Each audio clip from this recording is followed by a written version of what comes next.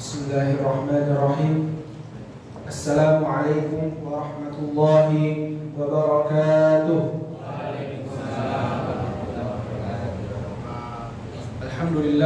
Alhamdulillahi rabbil alamin. Wa bihi nasta'in ala umuri dunya waddin. Wassalatu wassalamu ala asyrafil anbiya'i wal mursalin wa ala alihi wa sahbihi ajma'in. Asyhadu an la ilaha illallah wa asyhadu anna Muhammadan abduhu wa rasuluh. Amma ba'd. Rabbi shrah li sadri wa yassir li amri wahlul 'uqdatam min lisani yafqahu qawli. Alhamdulillah, puji dan puji syukur selalu kita hadirkan kepada Allah Subhanahu wa taala yang telah memberikan kita segala nikmat dan karunia sehingga kita masih diberikan kekuatan untuk menjalankan ibadah puasa hingga saat ini. Salawat serta salam selalu tercurah kepada Nabi kita, suri tauladan kita, Nabi Muhammad sallallahu alaihi wasallam, yang telah memberikan kita bimbingan dan pedoman hingga kita bisa merasakan indahnya Islam hingga saat ini. Bapak Ibu sekalian, jamaah sholat Isya dan dilanjutkan sholat tarawih dan witir Masjid Al-Iqra. Pada suatu ketika Imam Ahmad bin Hanbal, beliau tiba-tiba tidak ada angin, tidak ada hujan, tiba-tiba ingin pergi ke suatu kota di daerah Irak yang namanya adalah kota Basrah. Imam Ahmad bin Hanbal ini adalah salah satu dari 4 imam madhab yang terkenal, yang mana 3 diantaranya adalah Imam Syafi'i, Imam Maliki, dan Imam Hanafi. Dan madhab Hambali ini biasanya digunakan di Saudi Arabia sekarang. Dan jika di Indonesia kita menggunakan madhab Syafi'i. Dan beliau ini merupakan salah satu ulama yang terkenal pada zaman itu, salah satu fuqaha, alim ulama yang sangat-sangat dikagumi dan dijadikan panutan oleh para ulama pada saat itu. Dan beliau juga salah satu murid terbaik dari Imam Syafi'i. Pada hari itu beliau tiba-tiba ingin pergi ke kota Basrah. Nah, lalu beliau berjalan dari rumahnya siang-siang panas terik, berjalan, lalu pada malam hari di waktu maghrib beliau baru tiba di kota Basrah. Lalu beliau menyempatkan diri terlebih dahulu untuk sholat maghrib di masjid terdekat. Beliau selesai sholat maghrib, lalu berzikir, lalu dilanjutkan dengan sholat Isya. Selesai sholat Isya, beliau merasa kelelahan tentunya. Sudah berjalan dari siang sampai malam, ingin tiba-tiba pergi ke kota Basrah. Padahal beliau tidak ada janjian sama siapapun, dan beliau pun tidak ada maksud apapun untuk pergi ke kota tersebut. Akan tetapi entah kenapa beliau ingin pergi ke tempat tersebut. Selesai sholat Isya, beliau merasa kelelahan. Nah, lalu beliau rehat sejenak di masjid tersebut, dan tidak sadar beliau merebahkan dirinya di dalam masjid tersebut. Nah, lalu tiba-tiba marbot masjid membangunkan beliau. Ya Syekh, ya Syekh. Nah, jadi di Arab itu panggilan Syekh itu antara 3. Kalau enggak orang berilmu, orang kaya, atau orang yang sudah tua renta. Nah, panggilan yang kepada Imam Ahmad bin Hanbal yang 3 yang sudah tua renta, karena beliau waktu itu sudah uzur umurnya. Ya Syekh, kata Bapak, apa yang Anda lakukan di sini? Kata beliau, saya musafir, saya lelah, saya ingin beristirahat sejenak di sini. Apakah diperbolehkan? Kata nabotnya, tidak boleh, tidak boleh. Masjid ini tidak boleh digunakan untuk tidur. Lalu Imam Ahmad bin Hanbal sampai ditarik-tarik keluar dan didorong-dorong keluar.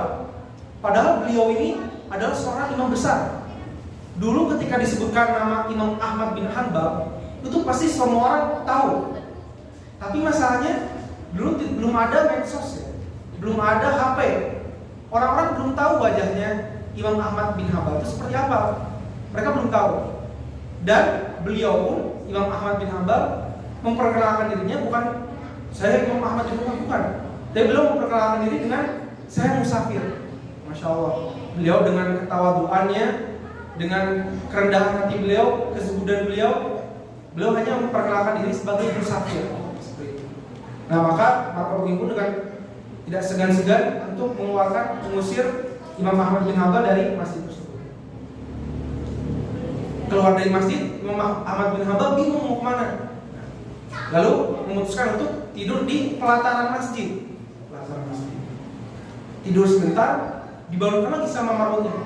Ya Syekh, kenapa masih di sini? Saya musafir, lelah, ingin beristirahat sebentar. Lalu kata marbotnya, tetap tidak boleh. Gak boleh tidur di pelataran masjid, harus keluar. Akhirnya Imam Ahmad bin Hanbal pun diusir keluar dari masjid. Pintu masjidnya juga dikunci. Insyaallah. Nah, tapi kebetulan di dekat masjid itu ada sebuah toko roti. Yang mana toko roti itu dihuni oleh seorang bapak-bapak yang membuat roti tentunya.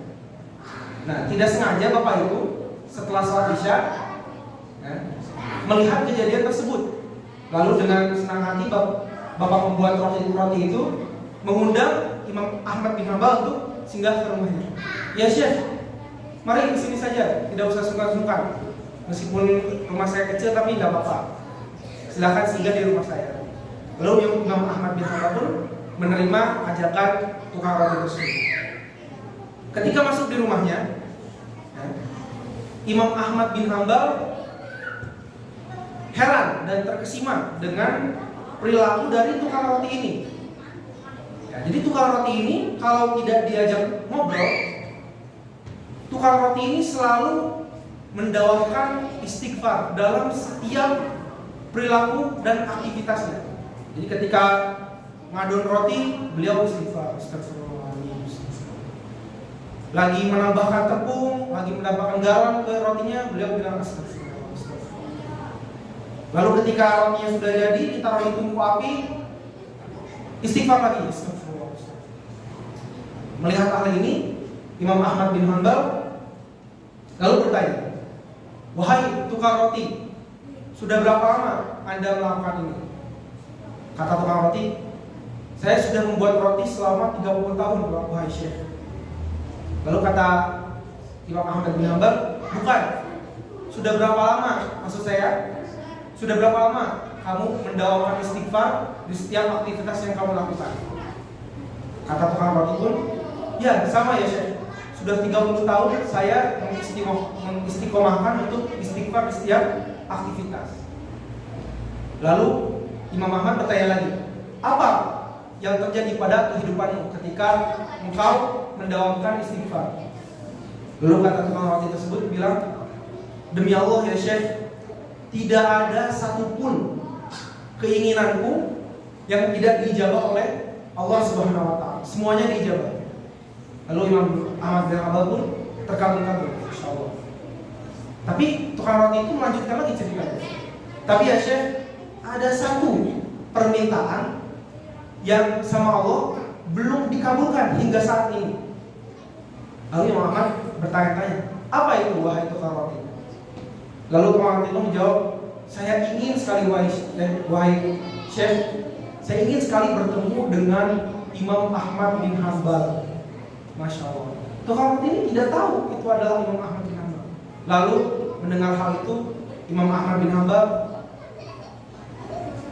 terperangah, terkejut dan langsung bertakbir. Lalu memeluk tukang roti tersebut. Lalu langsung Imam Ahmad bin Hanbal berkata, demi Allah, wahai Pak tukang roti, tidak ada satupun alasan yang membawaku ke sini selain dari istighfar. Ketahuilah bahwa aku adalah Imam Ahmad bin Hanbal. Lalu Tuhan Roti pun sangat senang sekali lalu ikut memeluk Imam Ahmad bin Hanbal. Bapak Ibu sekalian yang dirahmati Allah Subhanahu wa taala, hikmahnya adalah istighfar adalah salah satu amalan yang mungkin terlihat remeh di mata sebagian orang. Akan tetapi Masya Allah fadilah dan keutamanya sangat besar. Yang mana Nabi juga meriwayatkan bahwa sabda Nabi bahwa ketika kita mendawamkan istighfar, maka insya Allah tidak ada yang menghalangi dari doa kita untuk diijabah oleh Allah Subhanahu wa taala. Dan selain diijabah semua permintaan kita, tentunya kita juga diampuni dosanya oleh Allah Subhanahu wa taala. Yang mana mukmin mana, orang muslim mana yang tidak ingin diampuni oleh Allah Subhanahu wa taala. Karena jika kita diampuni oleh Allah Subhanahu wa taala, maka insya Allah kita langsung masuk ke surga. Kenapa? Yang menyebabkan kita masuk ke surga adalah bukan karena amal kita, tapi karena rahmat Allah Subhanahu wa taala. Mungkin sekian Bapak Ibu kultum tarawih pada malam hari ini. Semoga bisa diambil hikmah dan manfaatnya. Kurang lebihnya mohon maaf. Wabillahi taufiq wal hidayah. Assalamualaikum warahmatullahi wabarakatuh.